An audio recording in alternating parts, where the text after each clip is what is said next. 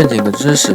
大部分恐怖片里的音效是用水琴演奏的。水琴是一个美国人受到西藏水谷的启发制作的一款乐器。由于水琴的音程不和谐，频率不规则，让人感到不安，所以感觉它的声音很恐怖。演奏的时候要往里面灌点水，然后就可以听到音乐了。